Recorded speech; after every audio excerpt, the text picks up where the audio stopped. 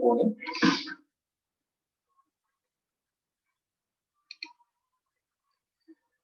Okay, so let us take, if I take one simple algorithm.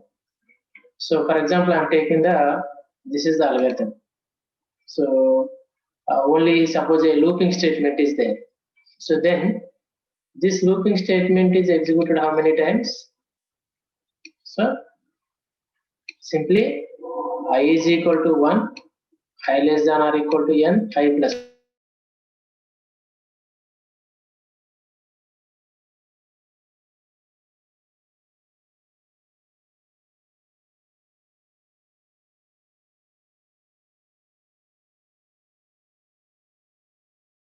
of the for loop. If any algorithm that containing the time complexity, and that is for loop here. So what is the step count of that particular algorithm? Means simply we can take the time complexity as here. Because of this loop is repeated n times. So that's why directly you can specify the time complexity as n. For example, if I'm taking the second example, suppose if I have the time some loops like this. Let us take, I have the one I loop.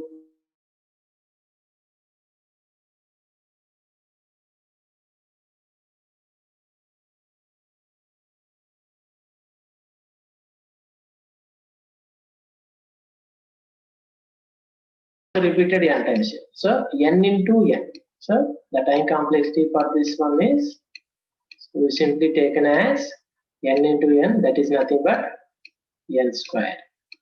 That is nothing but n square here. So like that you can estimate the time complexity for this particular problem. Okay.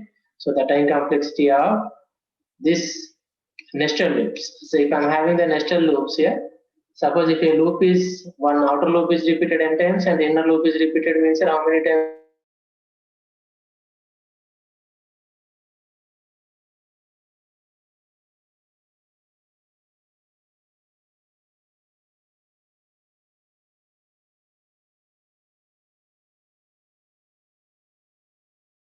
this. Suppose we need to take the third example. So suppose in this example, I need to take my I loop, I repeated up to I less than or equal to n. But every time, instead of I need to move one step forward, so I need to move to I into 2 times. That is, suppose for I is equal to 1 first time. So it will be checked and executed. And for second time, how I becomes 2 because of I is equal to 1.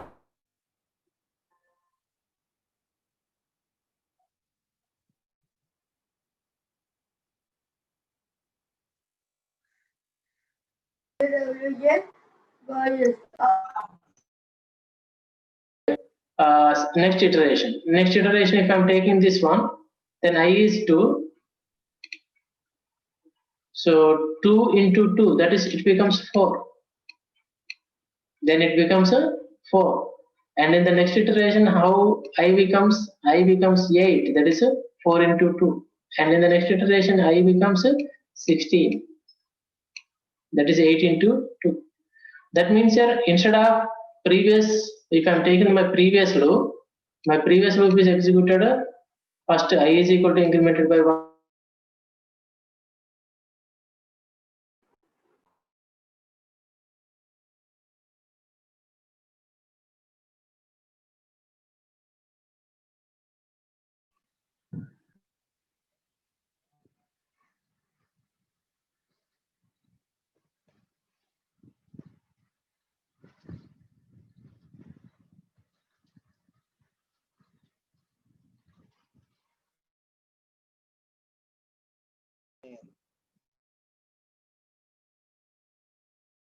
Is. Suppose if your step count is, instead of incremented by 1, maybe 2 times, 3 times, 4 times, like that it will be incremented, then your time complexity may be considered as a logarithmic of n. So that is the case.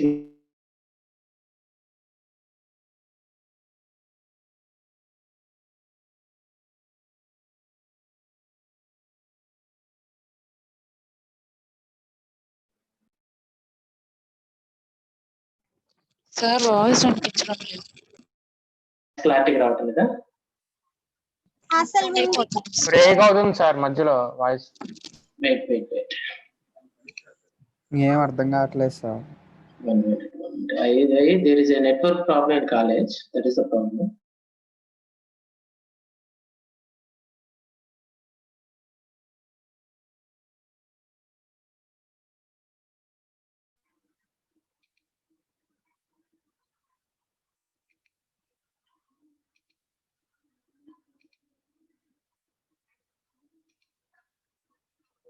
Now my voice is clear. వినిపిస్తుందా clear గా ఇప్పుడు నా voice? అలానే break out వస్తుందా? yes sir. Okay.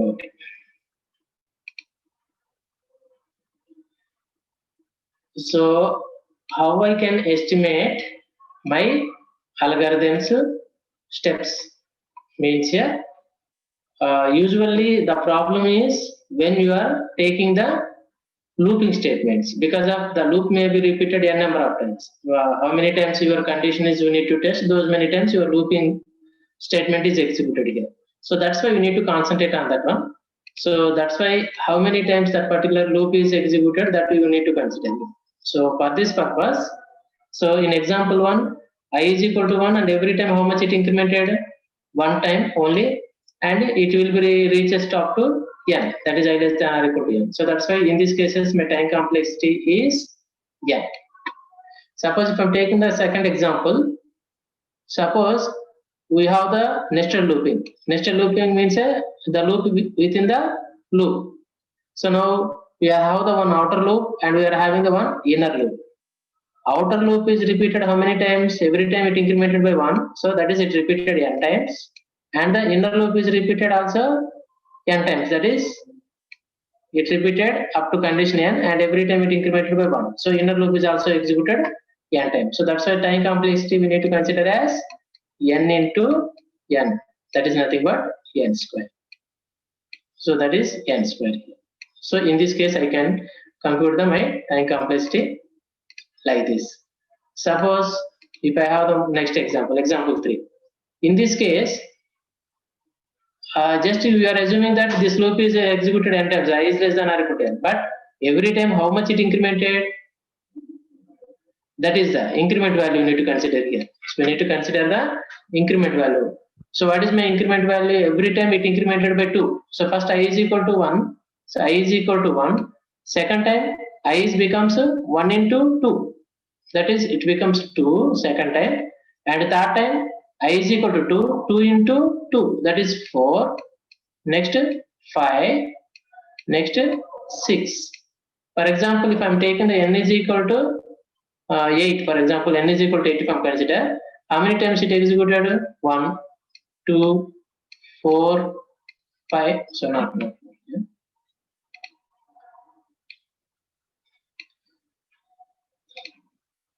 Okay, so in this case, what is my time complexity? So first I is equal to 1, next I becomes 2, next case I becomes 4 into 2, that is 8. 4, I is 4, 4 into 2, that is 8. So my condition satisfied. But how many times it executed? 1, 2, 3, 4, almost all half times only. But previously I is incremented only 1 means 1, 2, 3, 4, 5, 6 up to 8. So my loop is executed 8 times. But if I change my increment value like this, how many times my loop is executed? Only 4 times. So that's why based on this increment value, if I want to identify the time complexity of this looping statement, then I need to consider as a logarithmic of n value. That is a log of whatever the step n value that are given to us. So that given n value we need to consider. We need to consider that n value. Okay. Next, consider the fourth example. Suppose in this example I have the nested loops. So my outer loop is executed n times because of I less than or equal to n, and every time it is incremented by 1 only. So that's why it executed n times. Coming to inner loop, In inner loop, j is equal to 1, j less than or equal to 1, but the condition is j is equal to j into 2. That is every time how much it incremented? 2 times. Means that this part is executed compared to this one, it executed only log of n times. So that's why n into log n. That is the time complexity, n into log n. So like that, we need to compute the time complexity for this kind of algorithm. Okay, next consider the one more examples. Fifth example. Suppose in this fifth example, how I'm computing the time complexity if my for loop is like this. I is equal to 1, my condition I is less than or equal to n, but I is changed as a power of 2, I comma 2. So here power we are having.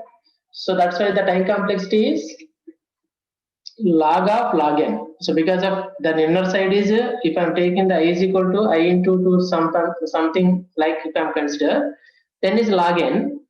And again we have to apply the for loop, so that's why it is taking the log. So log of log n. In that case, you need to take the time complexity in this manner.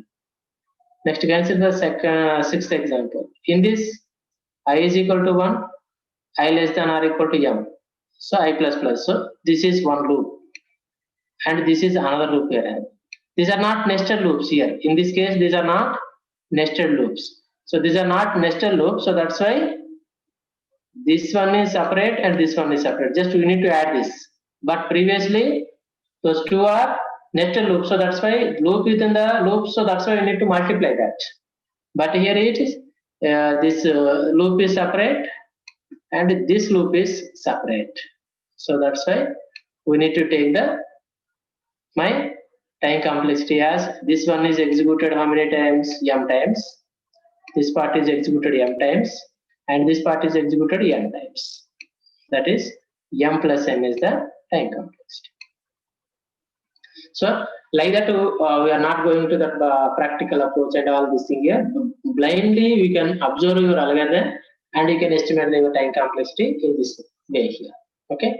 So this is the way we can estimate your time complexities for your specific algorithms. Okay. And space complexity is nothing but simply, I already discussed this one, some fixed variables in my program and some varied variables. Okay, these are called as varied variables. Means usually varied variables are nothing but your arrays. Okay, because of their size may be changed. So that's why the size changed variables plus fixed size variables. Okay, we need to consider that thing and we need to compute the space complexity of a given algorithm. Okay. And we need to give the meaningful representation for all these things here.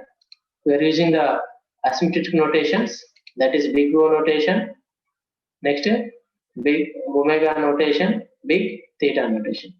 Whereas omega notation is gives the first big O notation gives the worst case time complexity of your given problem because of we are looking for the maximum number of steps. That is a upper bound here.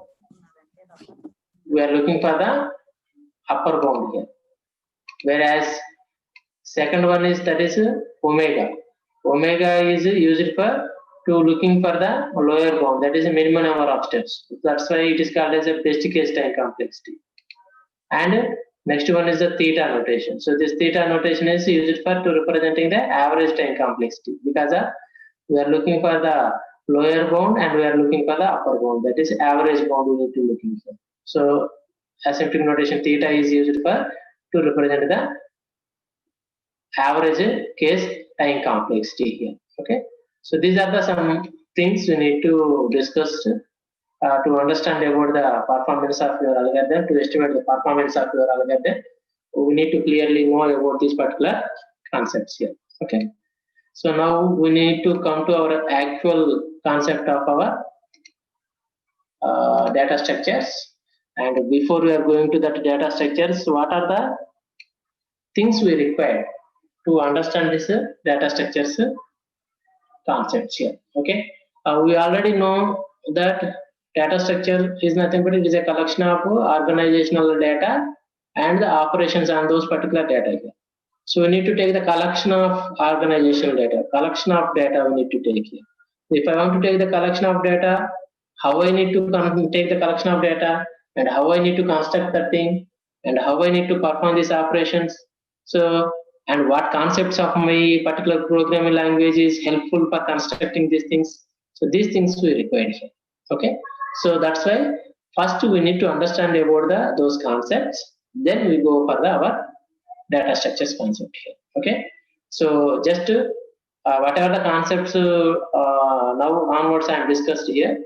So these particular things are the only, it is a revision concepts of your programming subject, that is C. So we already learned the C programming language. So in that C programming language, what are the concepts are helpful for to constructing my data structures. So only I need to discuss about those particular concepts. Just I need to rewind those particular things again here. So that is the thing we need to discuss first. So C concepts for our data structures, because I need to implement my data structures using C programming language. So that's why in this C programming language, what are the concepts are helpful for me for constructing the data structure here. Okay, so in this first concept, what is the first concept we require for my data structure understanding is arrays. So you are already familiar with this arrays. An array is nothing but it is a collection of homogeneous data. Collection of homogeneous data, or it is a collection of similar kind of data elements array. Okay, and this particular array is we need to declare while you are working with this arrays. What I have to do, I need to declare the array with some size and type. So if you want to work with the arrays, so what I have to do, I need to declare one array with some specific size and type. Means what type of collection of elements I want to take and how many elements I need to take. So because of if you want to work with this particular data structures, so in that data structure, what is the major elements we require? We need to take some data elements and we need to define some operations on that particular data elements here. That is the thing. Similarly, here I have one arrays concept in C programming language. What is the purpose of this arrays? These arrays are taking the similar kind of data values or similar kind of group of data values it will be taking. So how it will be taking the similar kind of group of data values means while you want to work with this arrays, we need to declare one array with some size and type. Means what type of values I need to take and how many values I need to take. That is, for example, here I have for example, let us take, I need to store the student marks, 100 student marks, for example. I want to store the 100 student marks. So if I want to store this 100 student marks, so what I have to do, I need to declare one array that is marks. I need to declare one array marks.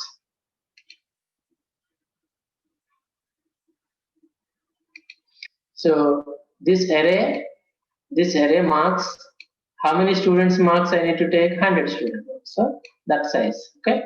And what type of, usually what type of data values this marks? Usually this is an integer type, that is 75 marks or 100 marks or maybe 25 marks or 30 marks here. So that's why I need to declare this one as an int. So if I want to work with this int arrays concept here, so if I want to work with this arrays concept here, I need to specify the how many values I need to specify that indicate the size and what are the type of values I need to take. So that is indicating the type. So in this is the type, this is the type, and it indicates the size.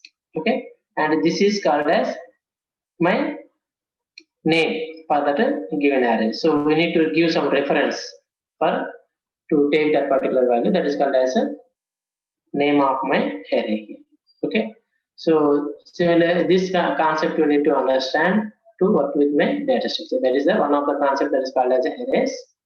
So now we need to discuss about what are the different examples for my arrays where I can use my arrays concept here. So usually you can use the arrays concept if I want to list out the temperatures in a particular every hour in a day and in a month and a year. So I need to record the temperature. So at this particular time, at this particular hour, what is the temperature in Satupalli, or what is the temperature in Gangaram, or in a particular month, suppose in January, what is the temperature in Satupalli. So this type of data values I want to list out here. So in that cases, I need to use the arrays concept.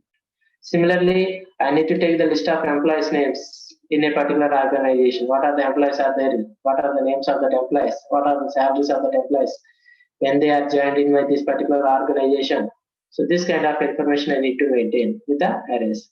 Similarly, list of products and their cost, and test scores of particular students, and a list of customers and their telephone numbers, and a table of daily rainfall. So daily, what is the rainfall in a particular area here. So these are the different things we are having. So in these cases, we are using the arrays concept for storing this kind of information. So in order to store this kind of information, so my arrays are helpful. So by using those particular things, I can store this kind of information here. Okay. Next, what are the different types of arrays concepts we are having? Okay. Majorly, there are three types of arrays concept we are having. That is one-dimensional array. Next, two-dimensional arrays. Next, multi-dimensional array. That is n-dimensional arrays. Okay. First, we need to go for the one-dimensional arrays. One-dimensional array means these are nothing but a list of items. So these are nothing but the list of items that can be given into one variable name using only one subscript variable, and that subscript variable is called as a single subscript variable, or it is called as a one-dimensional array. Okay. So a one-dimensional array is nothing but simply it is a list of items, and this can be given with one variable name using only one subscript variable. Yeah. So for example, the syntax for this one-dimensional array is how it is look like means this is my array name, that is variable name, and the size means only one script I need to specify, means a single subscripted value. So that is my values as like x1, x2, x3, like that single subscript we are having. Okay. So that single subscripted data values, if we want to say, then I want to use the one-dimensional array. The syntax for this one is simply the data type, first one, the type of data that you want to take, and what is the name for that particular array, and what is that single subscripted size, how many values I need to take, that size we need to specify. Okay. So here simply the type specify about the type of the element or type of the data value that you want to store into that array, and whereas the index, this particular thing, this size is indicating about the locations, that locations or how many data locations that are created for storing the values here, that indicating about this.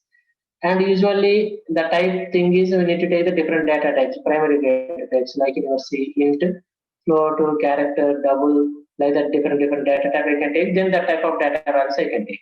Okay. So for example, I'm taking a number. Suppose a number. So let us take, I need to take a number as my array, and size is specified as a 5. That means here how many values or how many locations are reserved for me? 5 memory locations. So this one. So number of 0, 1 location, number of 1 location, number of 2, number of 3, number of 4. Like that, 5 memory locations. 1, 2, 3, 4, 5. 5 memory locations are reserved for me. Now whenever I'm assigning the values to it, then those values will be stored in that one. So after we are assigning the values, let us take in 0th memory location 35, and in 1st memory location 20, in 2nd memory location we need to 40, in 3rd memory location we need to 57, in 4th memory location we need to 9. So like that, in this appropriate reserved space, your data values may be stored once we are initializing your array here. Okay. So in order to work with this one-dimensional array, we need to declare a single subscripted array here. So this single subscript indicating about the total how many data values we need to take in for that array. Okay. So now how I can initialize? So here I'm initializing my array here. What are the different ways we are having for initializing my arrays? Means that there are two ways. One is I can initialize this one-dimensional array at a compile time, that is during the declaration time, and at runtime means during the program execution time. So in these two cases, I can initialize my arrays, not only one-dimensional array, whatever arrays types we are having, that is one-dimensional, two-dimensional, or multi-dimensional. If I want to initialization means nothing but here assigning the values to that array. You are assigning some values to that array. So that assigning of the values maybe takes place in two cases. One is at compile time, and another thing is at runtime. So at the program execution point of view. So in these two cases, I can assign the values or initializing the values to my arrays. Okay. So first at compile time, how I can initialize? At compile time, how I can initialize? Okay. At compile time initialization. Simply at compile time, how I'm initializing, just observe here. Okay. During the program declaration only, I need to specify the list of values. Okay. Directly data type. Next, my array name. Then how many values I need to take in this. Then that list of values that are enclosed within the curly braces, separated by comma. So here I'm taking one example. That is, I need to take a number array. How many data values it needs to take? 3 data values. And what type of data values that is integer type. Okay, that is equal to 0, 5, 4. That is 0 is stored in 0th position, 5 is stored in 1st position, 4 is stored in 2th position. If number of 3 means how my memory is allocated for this. So with this array, 3 memory locations. So this is one memory location, this is one memory location. So this is 0th position, this is 1st position, and this is 2th position. Okay. So in 0th position, that 0 value is stored, and in 1st position, the value 5 is stored, and in 2nd position, the value 4 is stored. Okay. So like that, my array is declared, and my data values may be stored into that particular array. Okay. So here, so in this way, I can initialize my array at a compile time. So in open curly brace and closing curly brace, in between this, I need to specify my list of values separated by comma.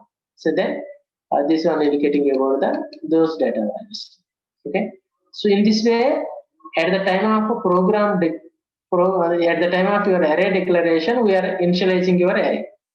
This type of initialization is called as a compile time initialization. That is during the program writing.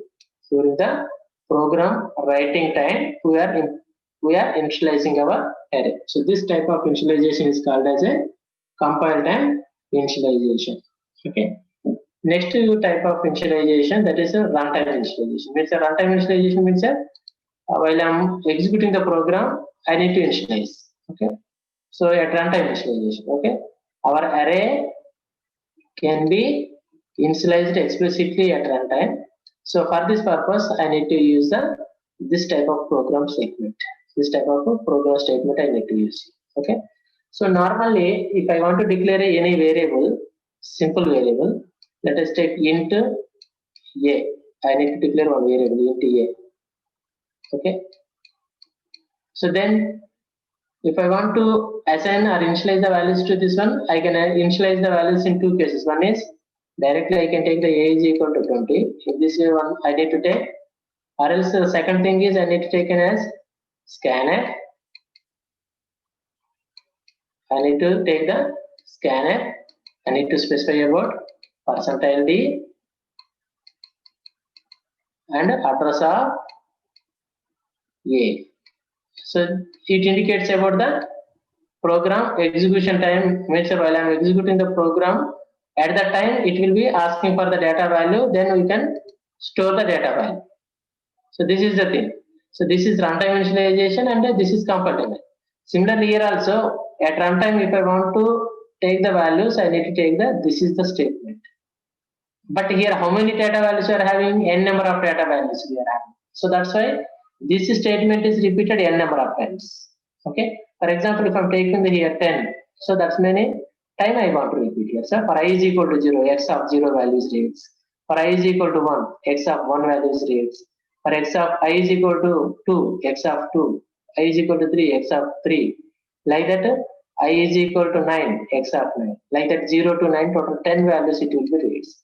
And the 10 values will be stored in which locations? Means in x of 0, 1 value, in x of 1, 1 value, in x of 2, 1 value, in x of 3, 1 value, like that in x of 9. Like that, total 10 values it will be reads. Okay. In this way, at the time of program execution time, so we may read the data values for my particular variable here. So this type of initialization is called as a runtime initialization. Okay. Compile time initialization means at the time of program writing, means at the time of your array variable declaration only we have to take your data values. So that is called as a compile time initialization. So this one. So this is called as a compile time initialization. Whereas runtime initialization means at the time of program execution time, we are reading your data values from the keyboard. So this statement executed is prompt for the data values. So this particular data values must should be we need to reads during the program execution only. Okay. So this program execution point time, whatever the data values that you are reads. So that type of reading of data values is called as a runtime initialization. Okay. So in these two cases, we can initialize our data values for my one-dimensional array. Okay. So let us take one example here. I am taking the one-dimensional array program. Okay. In this one-dimensional array program, what I am doing here, just you observe. So first, as usual, so just you remember the once your C structure for my C program. First, I need to include the stdio.h. Next, the starting point for my C program is the void main, and then declare the one array variable, that is int array of 5. Means my array is capable for taking how many data values? 5 data values. Okay. Now I need to take one statement, that is enter 5 numbers to store them in the array. Like that, one statement I need to take. So I need to take the 5 data values, that is 0 to 4. So it will be repeated up to 5. And I need to read the data values for my array. And after that, I need to display the whatever the data values that are there in the particular array. Okay. So I will show how this particular program is executed. So because of you almost forget about all the things, how we are executing this all the programs. So you don't.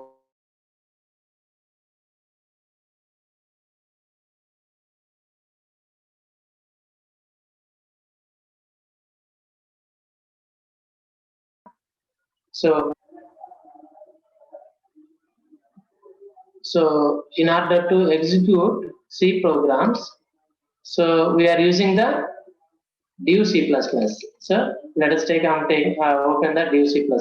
So this is one of the open source software. So you can download for this your Windows, and so this is a open source software I am opening here. Next, I need to go with the files. So file, and here you need to file, new source file. You click on the file, new source file. So now first what I have to do, I need to include the one header file, that is hash include stdio.h. Okay. So first I need to include this header file, and after that we need to go for. So we need to go for next write the starting point of my program, that is void main. Okay. Next, so I need to declare an array. So let us take int a of Fine. Let us take my array name is I need to take in as a F5. So next to put the semicolon. So next I need to write one statement that is printed. So enter array elements. Enter array elements. Okay. Put the semicolon at last. Next array elements. So if you want to read means I need to take the compiled runtime initialization. Runtime initialization means while I'm taking the for loop, so int I is equal to 0 onwards. Next I is repeated up to 5 values, means takes the 0 to 4, total 5 values it will be used. Next I plus plus, we need to take the I plus plus. Okay. Next write the scanf. So I need to take percentage d, and next address of what my array name A. So I take the and a close. So this is reading of your data values. Okay. Next, I want to display my array elements. So print it. So array elements are whatever the spelling mistakes that is takes place, you don't worry about the spelling mistakes. Array elements are, so then \n. Now to display that data values, I need to take looping statements, because of again I need to take the looping statements because of I have the n number of elements. So that's why I need to repeat the loop.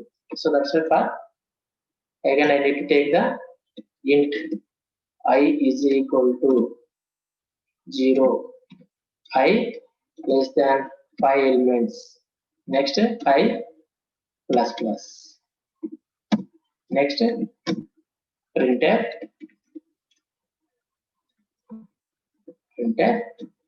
elements. So array elements are element. Just I need to write like this: element yet a of just like that I need to give. Next percentage d I need to specify. Here I need to specify the location, and after that colon percentage d and new line character. So what it indicates means first I need to display the position, this position value. So that position is nothing but I. That position is nothing but I need to take. Okay. Next one, the array value, that is a of I. I need to take. Okay. And after displaying this one, I need to come to the next line. So that's why one element, after one element if I am displaying here, next go for the next line. Okay. And before that I need to put one line. Scanf లో AFI అక్కర్లేదా sir? Yes, చెప్తాను. Okay. So just here it is an array. So that's why here I need to specify the array. Okay. So this is my simple program. So now I need to save this program. Save as. So you need to select the location where I want to save. So this is C program. So that's why I need to take the C source file and take the example1.c, and where I want to save, I need to select the location, that is like desktop, and on that desktop I need to create a one folder, new folder. Let's take ds programs. I need to take one folder, ds programs, and next open this and save this program into that location. So now program is saved into that particular location. Now I need to compile this. So for compiling this program, so we need to go either here, these options we are having. So that is tools. In that tools we are having that options, tools and execute both. Just you observe here. In execute we are having the compile and run.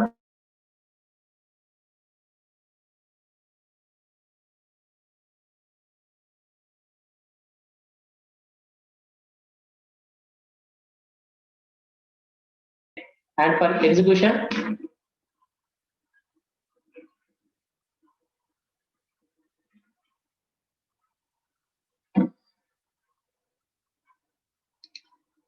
okay, so in execute we are having the a compile for F9 we need to use, and for run I need to use the F10. Okay, or else here we are having the option. So that is these tools I can use F9, or else I can go with this particular thing here. Okay, so first what I have to do,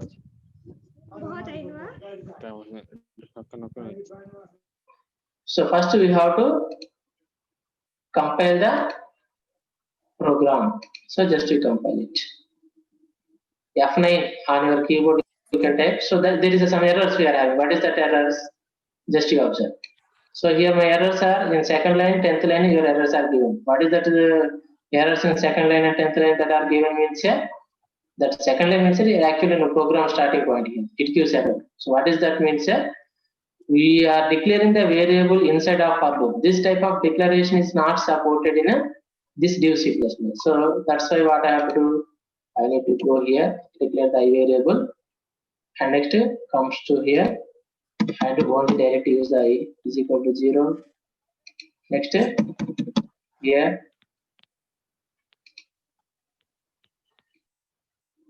okay. Next now save the program. Next again compile it. And so now here observe at bottom we just observe we are having the 0 errors and 0 warnings. Okay, that means there is no errors in my program. Okay, so now what I have to do, simply execute my program. So for execution there is an option we are having here, that is this one I need to select, that is beside of this particular compile button we are having the one shortcut key. You can for this one just you can use this key. This is compile purpose and this is for execute purpose, or else you can go to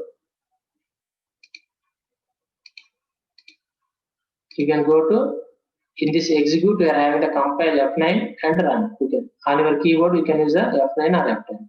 Okay, now I need to compile successfully, now execute it. So whenever we are executing here, then it will prompt like this. Okay, so it will be prompting like this. Okay, here what I have to do, enter the array elements. So total how many elements I want to enter? 5 elements. So 4 space 5 space 6 space 7 space 8. How many elements? Total 5 elements I am given. So and press enter. So then my array elements are, so first I am entering these values, that is 4 5 6 7 8. Okay, and after that my element at a of 0, that is first value is assigned at a of 0, that is 4, and in a of 1 position the second value 5, and in a of 2 position third value that is 6, and in a of third position that is 7, and in a of 4 you have the 8. Okay, like that my values are stored in this particular locations. Okay, so and here also this particular div C++ also giving the how much time that takes by this program. So this program is taken how much time? 24.36 seconds. It will be takes this much of time. Okay, so like that we also computing the time complexity of this particular thing. This div C++ is also computing the time complexity, how much time required to execute this particular thing. That is also estimated by this div C++. Okay, like that I can work with this one-dimensional arrays. So if I want to work with this one-dimensional arrays, simply what I have to do, so I need to declare, and at runtime I need to initialize and displaying of these things. Okay, like that I can work with the one-dimensional arrays. Okay, and next class we will discuss about the two-dimensional arrays and as well as remaining concepts that are useful for our data structures. So these are very important for our data structure. While you are working with the data structures, it's compulsory this arrays concept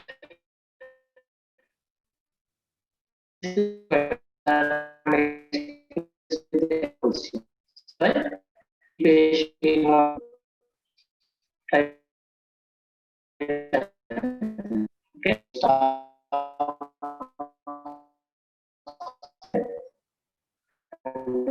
Next class. Okay.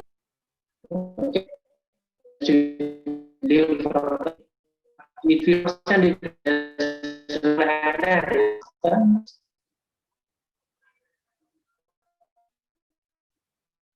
is there